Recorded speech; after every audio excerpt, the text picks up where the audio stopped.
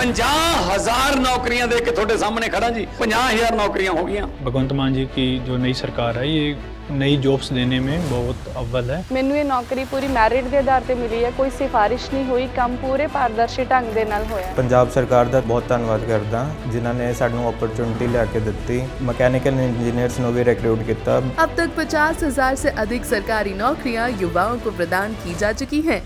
ये है नया पंजाब, ये है रंगला पंजाब।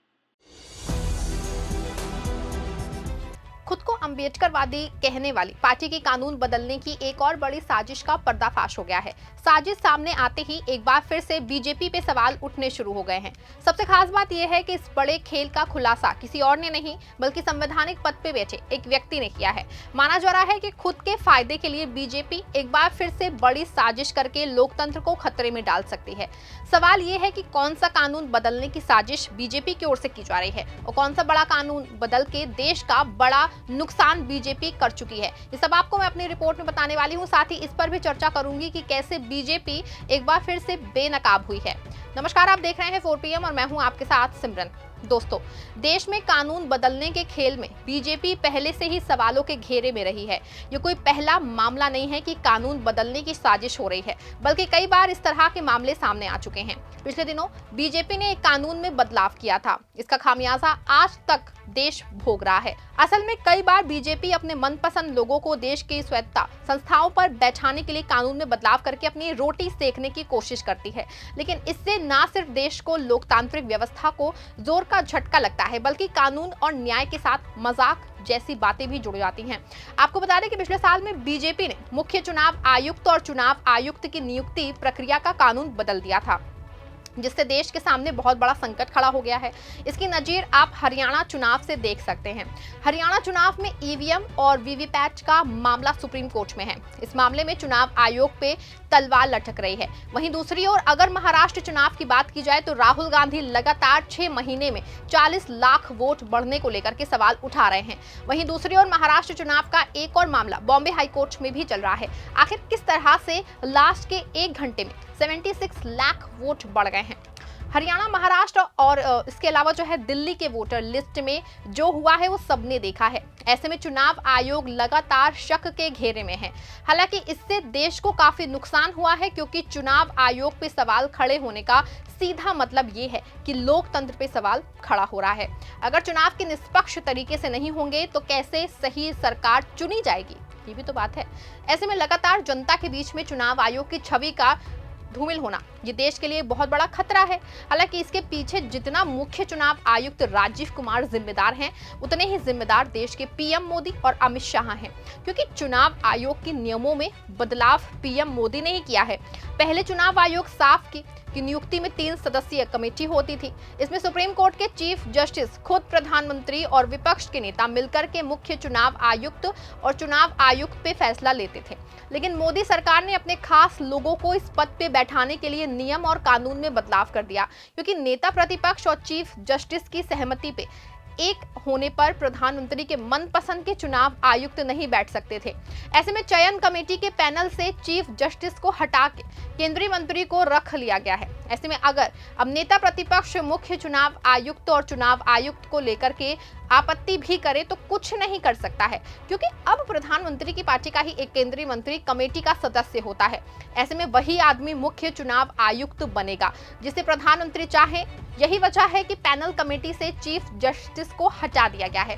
हालांकि इसका असर क्या देश पे हुआ है यह हम आपको ऊपर बता चुके हैं। ऐसे में साफ है कि ये कानून बदल के खुद की मर्जी को चुनाव आयोग जैसी स्वतंत्र संस्थान का हरण कर लेता है।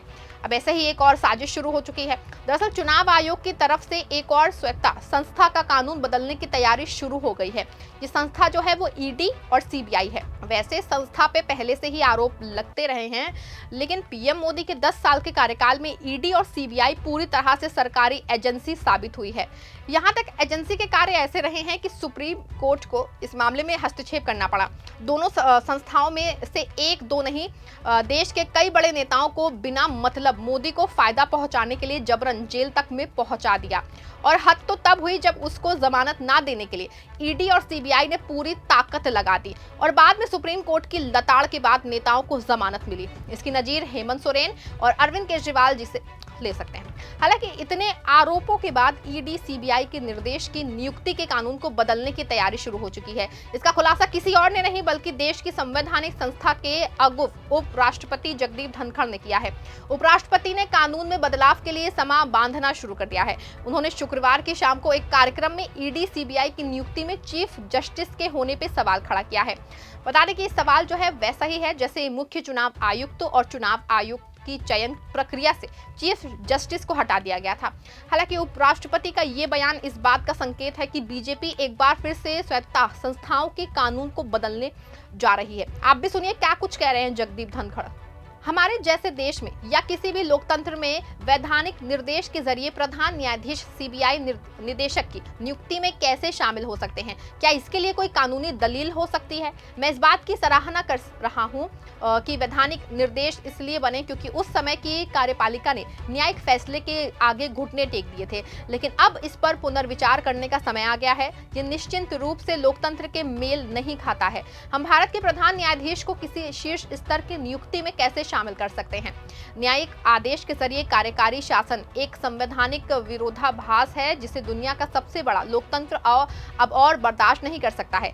सभी संस्थाओं को अपनी संवैधानिक सीमा के भीतर काम करना चाहिए। सरकारें विधायिका के प्रति जवाबदेही होती हैं, वे समय समय पे मतदाताओं के प्रति भी जवाबदेही होती है, लेकिन अगर कार्यकारी शासन अहंकारी हो या आउटसोर्स किया गया है तो जवाबदेही नहीं होगी। विधायिका या न्यायपालिका की ओर से शासन में कोई भी हस्तक्षेप संविधानवाद के विपरीत है। लोकतंत्र संस्थागत अलगाव पर नहीं बल्कि समन्वितता पर चलता है। संस्थाएं अपने अपने क्षेत्र में कार्य करते हुए पूरा योगदान देती हैं। न्यायिक समीक्षा के शांति पे धनखड़ ने कहा कि ये एक अच्छी बात है क्योंकि ये सुनिश्चित करती है कि कानून संविधान के अनुरूप है। न्यायपालिका की सार्वजनिक उपस्थिति मुख्य रूप से निर्णयों के माध्यम से होनी चाहिए। निर्णय स्वयं बोलते हैं, अभिव्यक्ति का कोई अन्य तरीका संस्थागत गरिमा को कमजोर करता है। सुना आपने कि उपराष्ट्रपति का क्या मानना है कि उनकी सीबीआई की नियुक्ति में अगर चीफ जस्टिस आ जाते हैं तो विधायिका के क्षेत्र में न्यायपालिका का दखल हो जाता है, लेकिन अब पूरे देश में बुलडोजर शासन चल रहा है। ईडी और सीबीआई कानून को मजाक बनाए हुए हैं, तो ये न्यायपालिका के क्षेत्र में आने का मामला उपराष्ट्रपति को नहीं दिखता, जबकि सच्चाई ये है कि मुख्य चुनाव आयुक्त हो या ईडी हो और सीबीआई निदेशक, इसमें भारत के चीफ जस्टिस की एंट्री इस वजह से है कि चयन की प्रक्रिया पूरी तरह से निष्पक्ष हो। ऐसा ना हो कि सिर्फ प्रधानमंत्री के चयनित लोग ही मुख्य चुनाव आयुक्त और ईडी और सीबीआई निर्देशक बन जाएं। ये प्रक्रिया सिर्फ एक वजह से है कि तीनों संस्थाओं की निष्पक्षता और स्वायत्तता बनी रहे, लेकिन उपराष्ट्रपति जी को इतनी छोटी सी बात समझ में नहीं आती है। ऐसे माना जा रहा है कि वो कानून बदलने के लिए पहले से माहौल बताने नजर आ रहे हैं।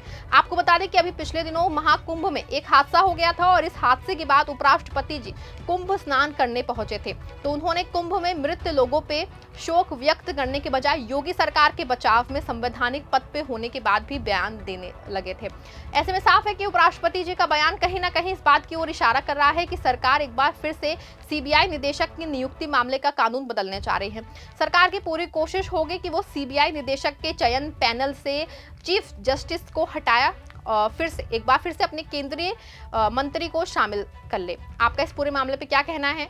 क्या ये देश और लोकतंत्र में हित में है? अगर नहीं है तो क्या ये भाजपा के कानून बदलने की एक और साजिश है? आप हमें अपने विचार कमेंट में जरूर बताएं। अगर आपको खबर में अच्छी और सच्ची लगी है खबर तो इसको शेयर करें और लाइक करें। धन्यवाद।